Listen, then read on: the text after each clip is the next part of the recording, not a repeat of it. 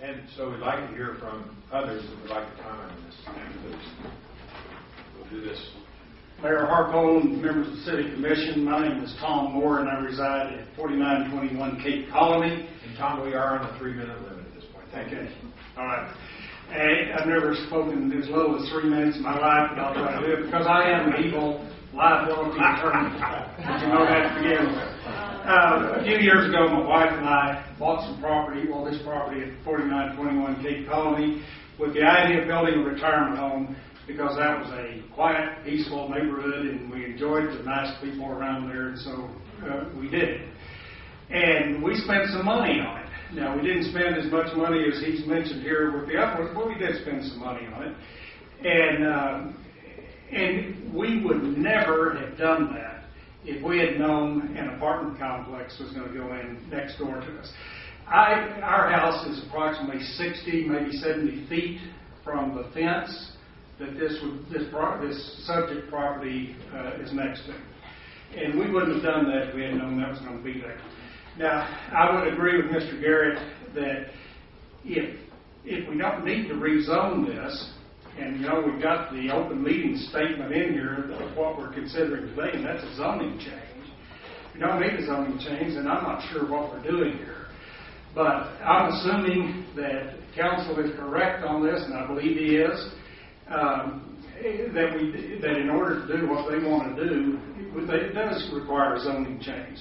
Now, there are other uses from the property, and feeding goats is not one of them, because I feel sure that the city does not allow livestock to be fed within city limits. I've represented municipalities for the past 40 years, and one thing that I've noted, you have a zoning commission, and generally you want to let them make those decisions. That's what their function is. If you're not going to listen to them, why have them there?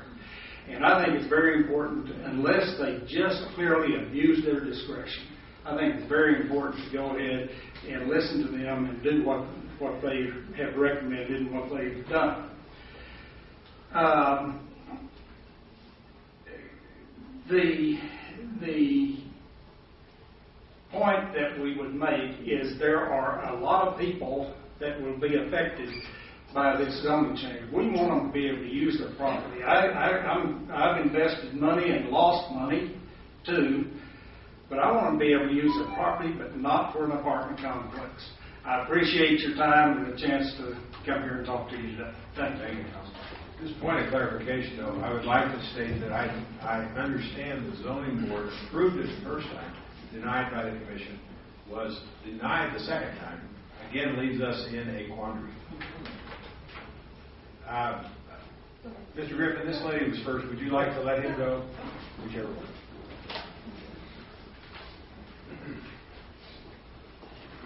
I'm Samantha Cox. I live at 7508 Continental Parkway, and we have a solution for it. We are not opposed to retail being behind our homes. We all knew that when we moved there, that there would be some kind of retail. It just wasn't the way it was explained to us, that it was general retail that would allow for an apartment complex, for a multifamily unit apartment complex. When we went to the Planning and Zoning Commission meeting, we brought a petition signed by the homeowners that stated we would not oppose a general retail zoning for that land, with the exception that apartments could not be built on that land. That was our opposition, is an apartment complex. We already live by the Lowe's, we live by Walmart, we live by Chili's, we're about to live by Blue Sky. We're used to that, and we are aware of that. It's the multifamily apartment complex that we were not ever aware of that could go behind our home, which, as we feel it's zoned, can't go behind our home. So we want them to be able to develop their land just as much as they do, because right now it's a whole bunch of dirt that blows every time the wind blows. So for us, we want something back there. We just don't want 2-story and 3-story apartment complexes all behind our homes that can look into our backyards. That's our biggest point of contention. I have a question for you. There is a wide range under general retail, a very wide range. And part of trying to discern this, I asked some of the extremes of that. Are you sure that other members of your neighborhood a large neighborhood would not rise up against one of the extremes of general retail, which are pretty broad. I mean, there could be some, other than you're saying only apartments. Have you looked at that very closely to see what that could bring to your neighborhood? No. A nursing home, an auto parts store, a skate ranch. I mean, if those come up, are you saying that no one is going to rise up? See, that is another quandary we have. We are being addressed by many people with concerns, and we respect your concerns. I just don't know. I've got a question too. One of the things that can go under general retail is multifamily housing, which would could be apartments, but it could also be, townhomes, garden homes, those kind of things. Which townhome, garden home, maybe one per our size lots, where we are on Continental Parkway, where it would affect us and the people on Cape Colony. It might be one neighbor to your back rather than 3 sets of neighbors here, 3 sets of neighbors here, 3 sets in the center that can look over from the 3rd story. That's a lot of eyes that can look into your backyard. That's a lot of privacy that's taken away from when you just have an alley neighbor. We all have alley neighbors, except where we live, we don't have alley neighbors. But if we did have alley neighbors, there's always a house behind you, and a house to this side of you, and a house to that side of you, and a garden home district or townhomes, that would be fine. It's the 2-story. I mean, the site plan that they brought to us in April was 15 feet off the fence line would be the back of the apartment complex. I mean, that's... May I ask to clarify this? May I ask our city manager to clarify? Now, there's not apartments in front of us now. It's just general. It's different. But there were back in April apartments. And at that point, there were some concessions made by the builder. So I'd like clarification on those items that were. Could you all clarify for us what concessions were made to try and accommodate this? Certainly, Mayor, I'll ask Mr. Shaw to speak to what concessions were made for the deal in April, because it was specifically for the development of the apartment complex. As you've noted, what's on there today is broader than that, but it does not preclude that. So, Mr. Shaw, if you would describe first those standards, the development standards that were presented by the developers in April, and then second, how those have or have not or have grown as they've carried over into today's request. Yes, sir. The original request that staff received in April was specifically to amend the plan development for apartment use. A site plan was submitted, and there were approximately, give or take, 260 apartment units in that site plan. In discussions with staff and the applicant, we did talk about what type of mitigating development standards could we look at as far as addressing some of the adjacent property owner issues that always come up with those types of adjacent land uses. We did talk about, number one, that there is an existing 8-foot high solid wood fence now on that property, but it's not in that great of shape. The applicant did say that they fully intended to replace that fence. We also talked about limiting the height of structures. There was a 25-foot setback applied, and that any of those periphery buildings around the periphery would be a maximum of 2 stories with no openings that would be facing the residences that were adjacent to this property, as well as any 3-story buildings that were on the interior would need to be oriented in such a manner as to try to prevent a direct line of sight as best they could into adjacent residential properties. And what they did is they tried to orient those between the 2-story buildings that were on the periphery. Now there were some gaps in between there that could be hard to address, but the site plan that they resubmitted, taking all of those types of issues into account, as well as increased landscaping and those kinds of things. But they really tried to address, as far as their site plan, to mitigate those impacts, such as privacy issues by limiting line of sight and being set back certain distances from them. Would you reiterate what you meant about no openings? You said The openings, that any of the building elevations that face residential properties would not be allowed to have any windows. No windows? No windows, no openings. No balconies? Right. No Correct. doorways? Correct. So they'd be facing a blank wall? Correct.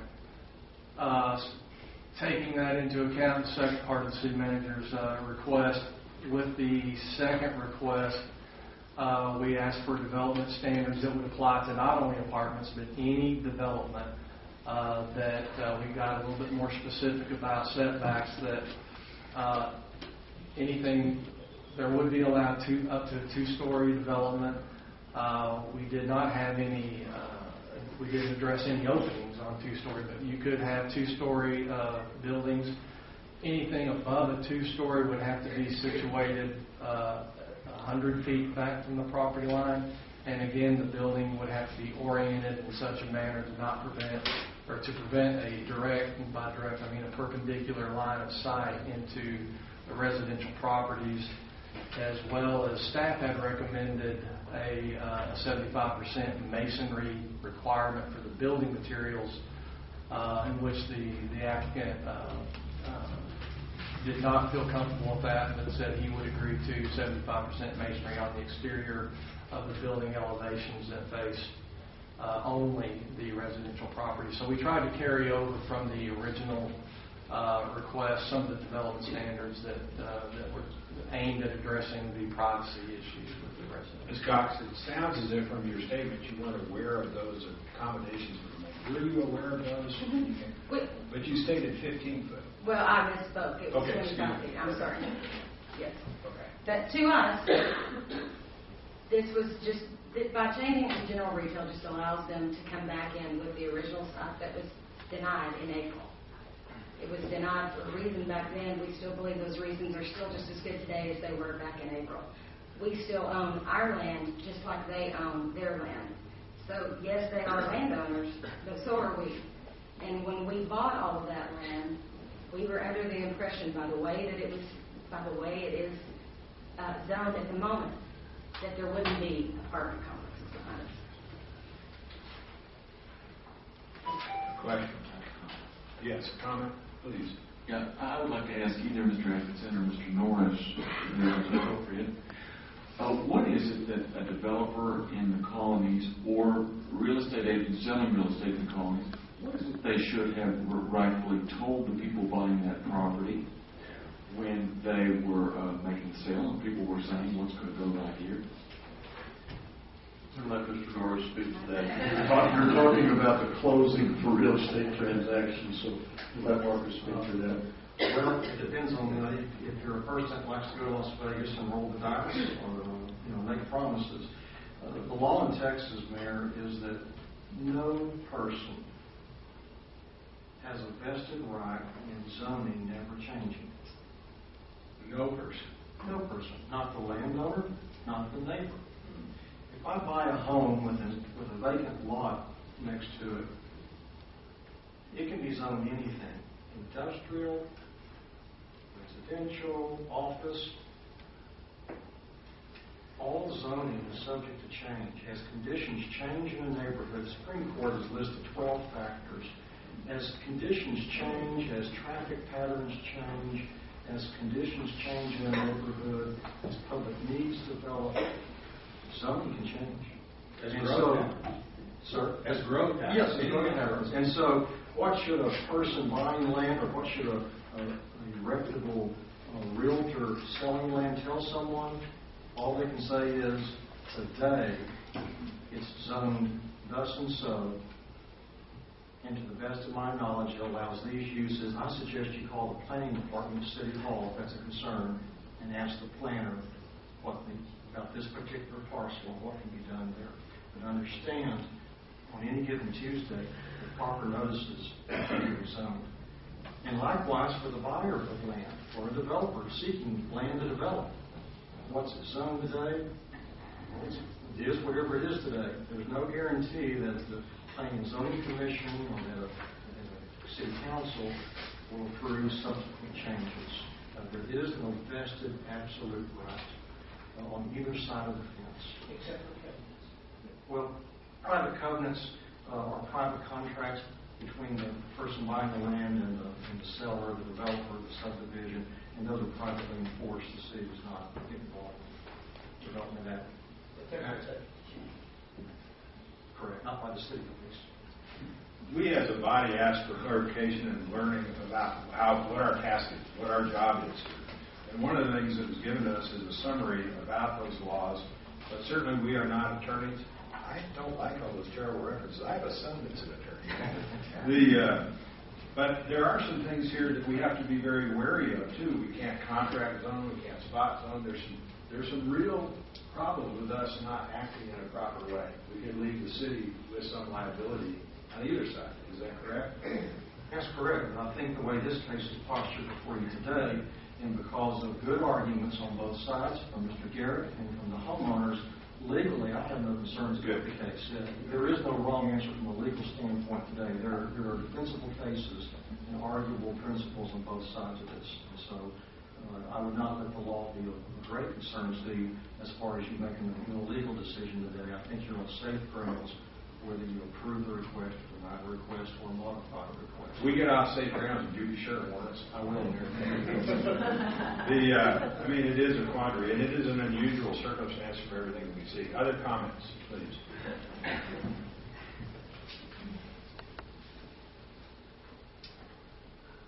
Matt Griffin, 4211 Palacio. Mr. Mayor, could I hand you all a photograph?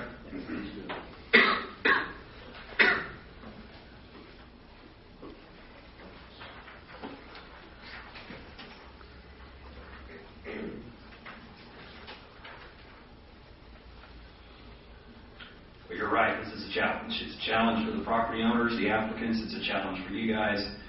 It's a challenge for me as a developer of the colonies. It's a challenge for the homeowners that live adjacent to this property.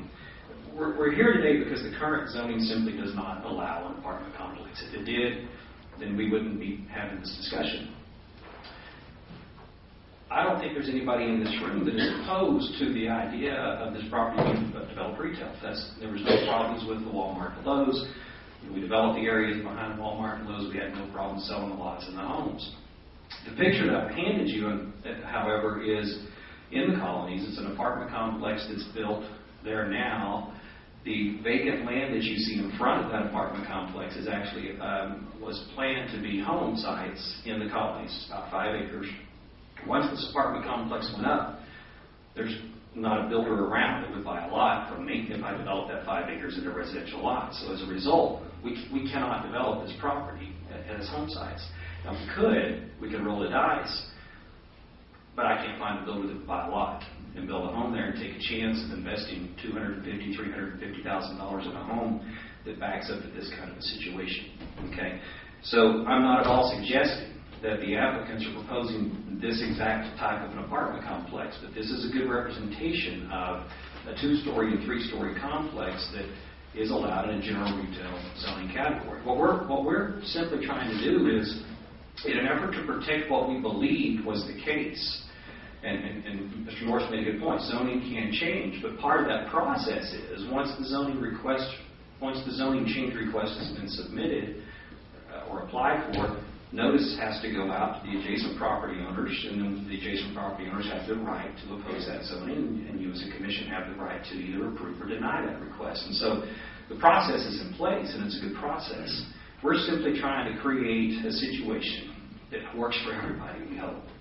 That we have recommended the Planning and Zoning Commission to maybe consider a rewording of the plan development request to allow all zoning allowed retail with the stipulation not multifamily. And that's what we would still like to offer. Mr. Griffin, I have two questions for you. Others may have questions, but I have two. You are developing the colonies. Yes, sir. Did you at one time control the land where these apartments now sit? No. Okay. My second question is this, and this is back to my quandary.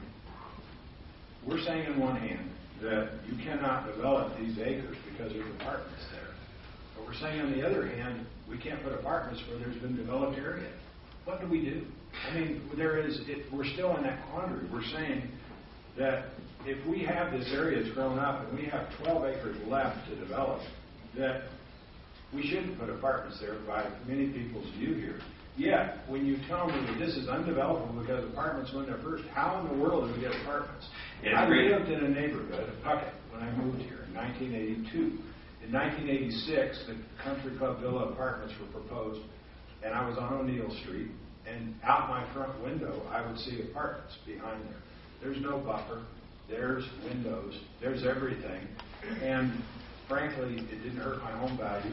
It was one of the nicer neighborhoods in Amarillo, but I was in the transitional area of a smaller home, just moving here, and that's another part that I have a question for from the city manager is, teach me about transitional zoning. I'd like to know why we do that in the city and why we don't. The neighborhood unit concept and the transitional zoning concept are designed to allow exactly what they say, a transition from a more intensive use moving into a less intensive use with each lesser step, providing a buffer, to speak, as you move through. If you could picture the northeast corner of Puckett, you have a large retail strip center on the hard corner. It has two frontages. You step back from that, you have the Puckett Place apartments.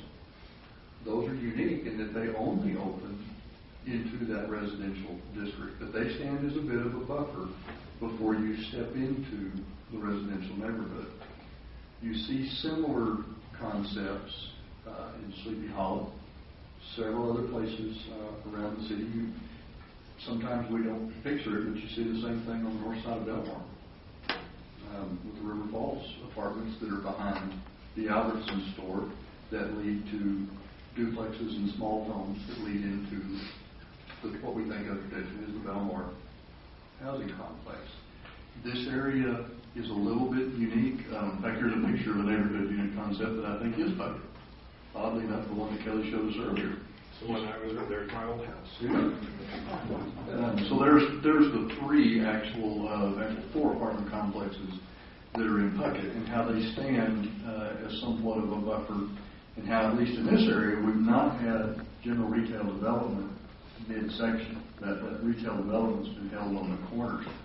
If Kelly could flip over to the GIS image that we had just a moment ago, this is a little bit unusual in that you have general retail down almost the entirety of the mile that's been developed on Coulter between 45th and Hillside. If you'll recall, over on the east side, Kelly, go by there you go. You've got those large power lines come down south. There's a substation up there where the hand was. You've got the power line easements that are down here that made that property a little difficult to develop. It's zoned as general retail with the exception of one of the PDs. That backs into a residential neighborhood. You have a similar occurrence on the west side of the street where general retail buffers directly into the residential. The one planned development, I think, is the storage location. And then, of course, the multifamily, the other PD 362. That is, I think, the other automotive place. Okay. So we've tested my knowledge of Coulter Street. That's the general concept, Mayor, is that you want to try to lock those most intensive uses on the exterior and then gradually build in and protect your less intensive uses as you move to the center. And truly, the layout of the colonies, at least in my immature opinion, is an excellent example of how that has been done. If I could address your question from a developer standpoint, it's a great question. And I worked in planning for 10 years, and I understand these concepts of buffer zonings. But as out doing it for the last 20 years, it sounds good on paper. But to build 3-story apartment complexes next to $500,000 homes is just not good land use practice, period.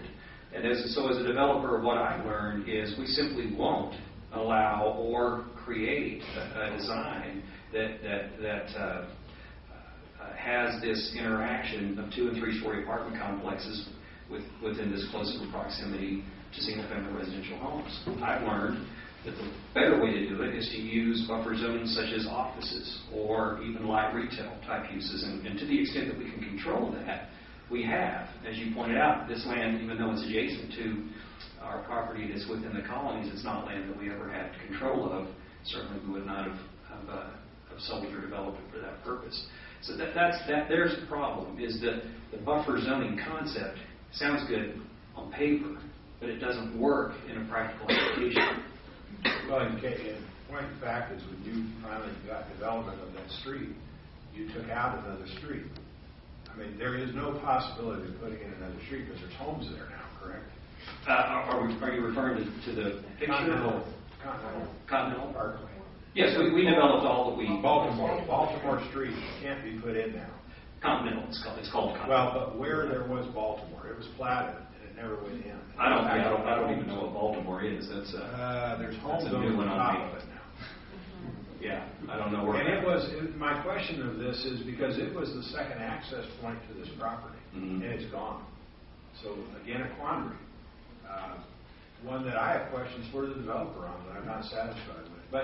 But it's a quandary because there's one inlet into this 12 acres, and at this point it's suggested to be 40 feet wide, and yet there's no other outlet. There's no other ability to get in. So I have questions in that regard too. But any other questions? Thank you, sir. Would anyone else like to comment? Please come forward. And I would welcome you if you'd like. If you're repeating something that's there, please just tell us that, and you can take 3 minutes if you like, but if you'd like to go shorter, we'll duly note that you are on one side or the other of this issue. Thank you, sir. My name is Kit Carter. Lived in Amarillo all my life and in the colonies for 2 years. I do think we're still looking at an apartment complex. I think from the concessions they were offering, it's obvious that it's still an apartment complex, so that's how I'm choosing to word some of my issues here. You're very correct that we'd be looking at a huge blank wall, whether it's brick or masonite, it doesn't matter. We'd be looking at a huge blank wall out our back windows. The houses along here, even if they're 2-story, the second, it's a bonus room up in the attic. It looks like a 1-story house. These apartments, the 2-story ones, are 2 full stories and then a roof. Even the 2-story are very tall. We'd be looking at a huge blank wall. We've already got the one apartment at the colonies at Hillside that's very close. You could drive a golf ball between the two. I think it's a lot of apartments concentrated in one area. Retail closes anywhere from 5 to 9 p.m. and then it's quiet after that. Apartments can have noises till late in the morning. So we're talking about buffer zones and intensive uses. I think an apartment's a very intense use when you start thinking about the noises that could be generated there and the fact that it can go on 24 hours a day. We've got some concerns in the colonies that we all pay a PID for certain amenities out there, Continental Parkway, the bridge, the clock tower, some gazebos, the fountain, at the entrance to the colonies. They're all very nice, very well maintained. If some people from the apartments want to come over and play on these areas, I would if I was a kid. What if maintenance goes way up? Where the PID payers are the ones that are going to be affected by that. I interject that is the definition of a PID. It's a public improvement district, not private. And you, by that definition, have to allow anyone into that complex unencumbered. Unencumbered. Well, that's true. That's what I'm saying. We can't stop them. It's going to happen. And you shouldn't be able to stop them, is what I'm saying. Okay. You should not be able to stop them. I agree. We agree we cannot stop them, but we cannot stop them from perhaps vandalizing or causing issues. And we have that issue around the city. I agree. There's no argument there at all. But again, I certainly agree with the city attorney. Anybody that bought a house out there had this document to look at. Retail development. Nowhere does it say general retail on this phase 2. If you go by the dictionary definition, everyone knows what retail means. Everyone in this room knows what retail means. The developers are simply trying to go general retail because it sounds like retail, but it allows apartments. And the last thing is, a man's home is his castle. That's where we live. That's where we eat. That's where we interact with our family. That's where we put our children to bed at night. A man's home is his castle. All we're saying is we have 30 people. You've got their names in front of you. Every one of them is against an apartment complex there. It's not zoned for apartments now. We're just asking why take some developers and increase their property value at the detriment to everyone around the perimeter that doesn't want it. Maybe it's who's there first. You're talking about the colonies at Hillside. Now that got put there, Matt Griffith can't build houses there. Maybe it's because the apartments got there first. Well, the homes are there first now. We got our hearts and souls into them, and we just ask that you don't put apartments right behind them. I'm sorry, I took some of your time. Were you able to complete your statement okay? Yes, I was. Thank you. Do we have any questions from Mr. Carter? Sir, I have a question, and it just still concerns me. As a homeowner, have you looked at the long list of things that can come there under general retail, even if apartments are excluded? Have you looked at that list? It's not. It doesn't, I think, give you protection beyond what apartments would be. In my view, if I were in your shoes in that homeownership, general retail includes a lot of things, and it does not preclude operation after 9 p.m. You said 5 to 9, but it does not. And there are a lot of things in there. I just hope the homeowners have looked at this, and I also question, have the homeowners been polled on this very thoroughly, because we could come back with another proposition and have a different group of faces with the same concerns because they feel something is horrible that's presented to them under general retail. Have you looked at the list? Well, it's interesting. The planning and zoning meeting a few weeks ago, they had a huge list, not huge, they had a list of items that they would not allow on that property. So it's already a concern with the city that, yes, general retail would allow some things. Okay, but that was under planned development. Is that correct, Mr. Shaw? So if planned development went away and it was just general retail, no apartments, that list would not apply. Is that correct? Those holdbacks were part of the proposal for the planned development. They're part of the development standards. So if the wish is to get general retail with no apartments, that list is open again, is it not? It could be. To have that designation would require it to stay in planned development with those requirements placed. And I think that's what planned development's about, is to give the city some power and authority to help determine what makes sense to go there. But if we give you general retail without apartments, which is one of the ideas that was floated, general retail without apartments, just excluding apartments, you have no protection for planned development. Is that correct? And there is I no don't think that you can do general retail without apartments unless it's a planned development. It's got to stay PD, general retail minus X, Y, and Z. And then anything that's put or not put upon it is the pleasure of this body. So we could do planned development, general retail, with a land exclusion of whatever we decide. And I would advise then that you further, if that's the route to proceed, consider what community development standards above that would be placed, i.e. double the normal landscaping or trees that are only oak rather than cottonwood. I mean, those are a little silly. Those are typical development standards, and the proposal you have before you today has a very extensive list of development standards in it. Thank you, Mr. Carter. Do you have any other questions? I took some of your time, sir. Thank you very much. Appreciate you being here. Someone else would like to make a comment, please. Anyone else? Yes, ma'am, please.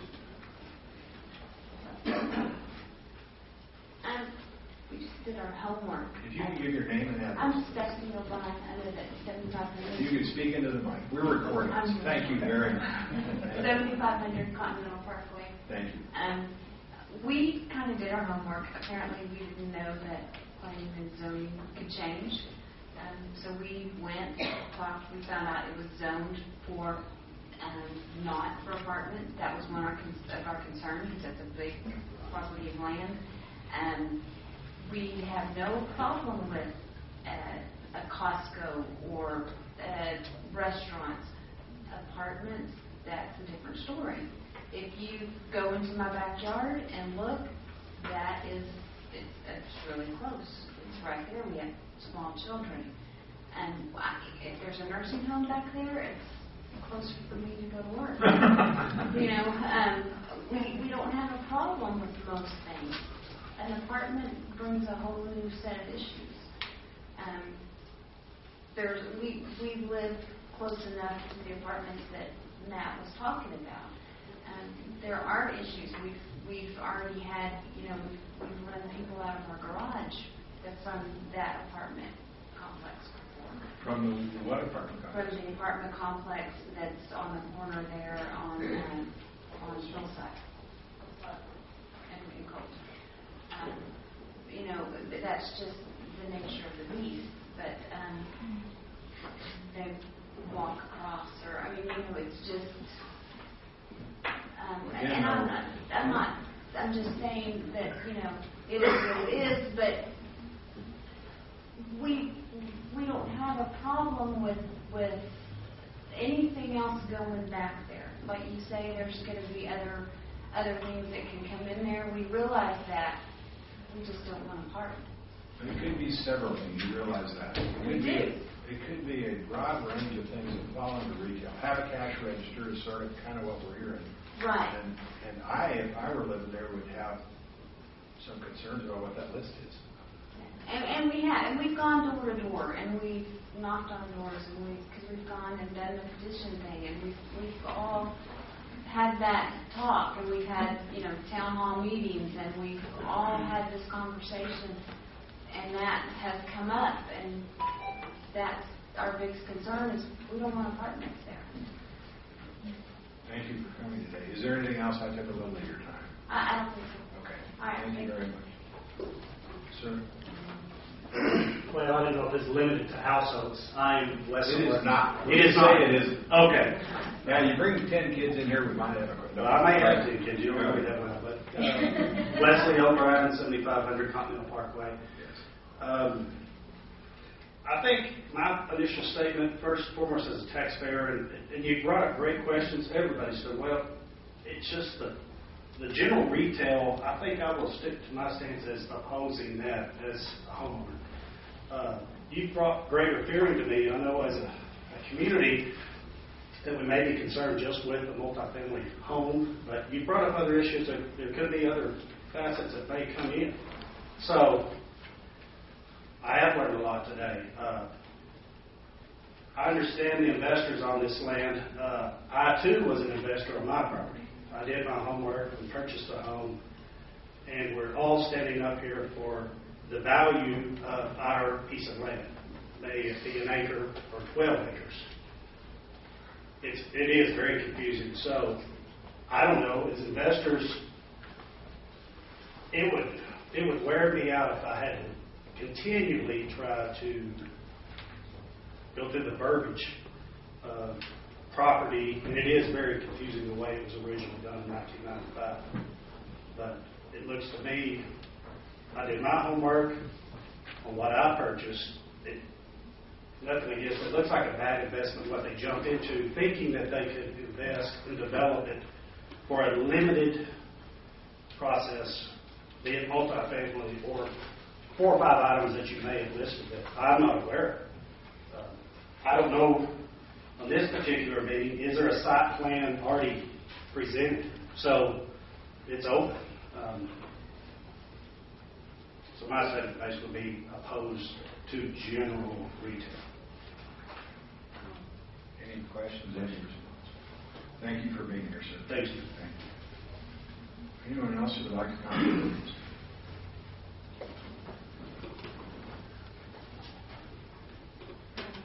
I'm Beverly Carter. I live at 4919 Cape Colony. And I just think that it's important that we have gone around all of the residents around the area that is to be developed. And every single one of them is opposed to premise going there. And that I like what was brought up that, we were there first.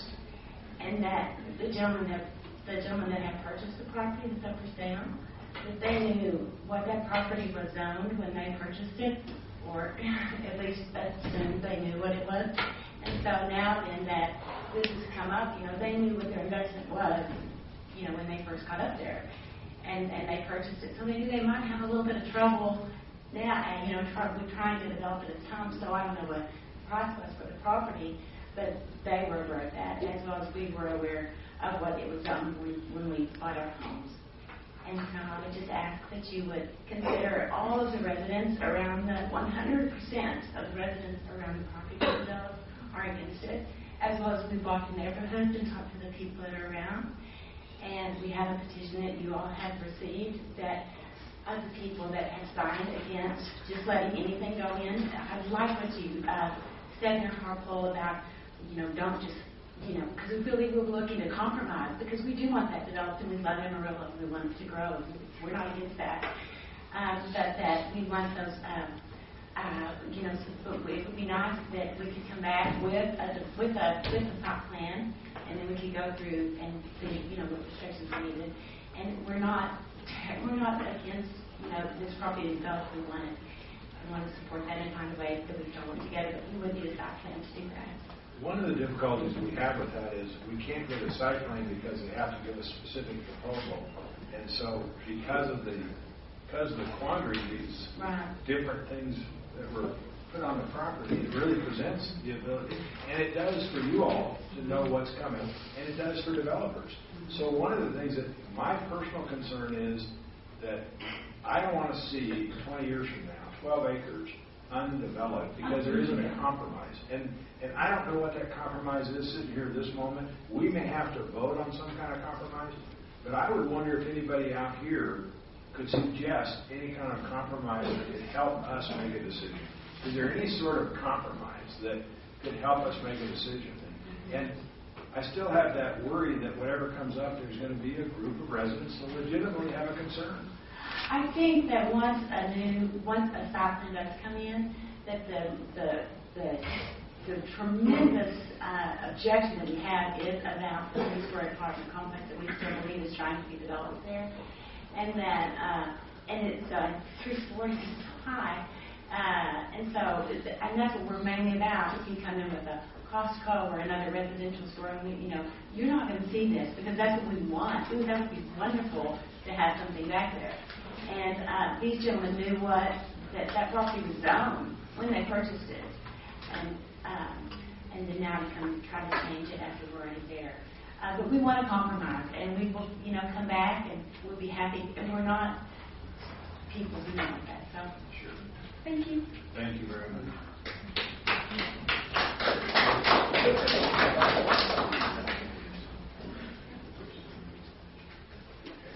Are there any other comments from the audience? If not, we're at a point of a motion. Is there any other consideration that the commission would like to make, or any comments the commissioners would like to make? Certainly.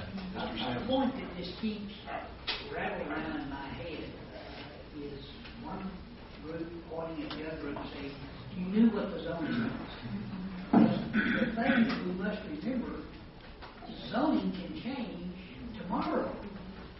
And what something is zoned today has no bearing on what can be zoned in the future. I mean, until it's developed, of course, or something else. And I think that the charge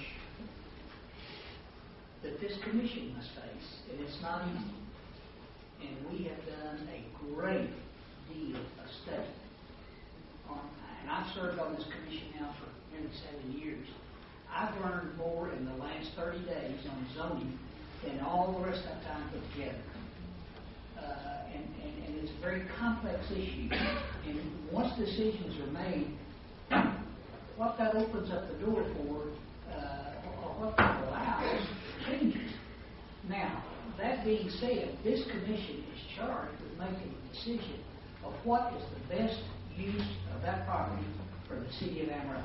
Now, to me, it's that simple. And we don't want to defame anybody. We don't want to hurt anybody's land values on either side of this issue. But here again, knowing that zoning can change, and then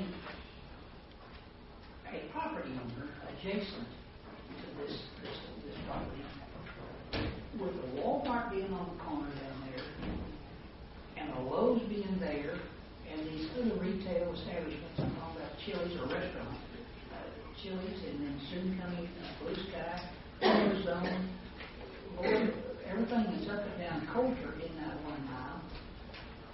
I mean, to me, almost anything that's legal could be imagined put into this property at some time in the future. And I was one who in April voted with the neighborhood, if you will. I didn't know anything compared to what I know today. And I said it to Mr. Garrett's face, I criticized his presentation somewhat because I think we could have been better and more informed. We've learned a lot since then. It's tough. Let me define that, because what we asked is not about this specific thing, but about zoning. What's our requirement? What's our duty? What are we elected to do about zoning? And so then today we get into specifics on this, and obviously for the last few days we've had this packet. It goes into very specific detail. And I will tell you, the specifics still leave us with a lot of quandaries. I saw that, I commented on that because of the work session. Still not knowing, and we have no idea what each of us is going to vote in this case.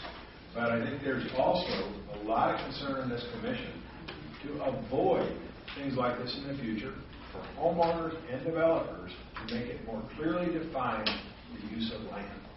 And in this case, I think we still have that, and I hope that we can at least address that portion of this at the very, very least today.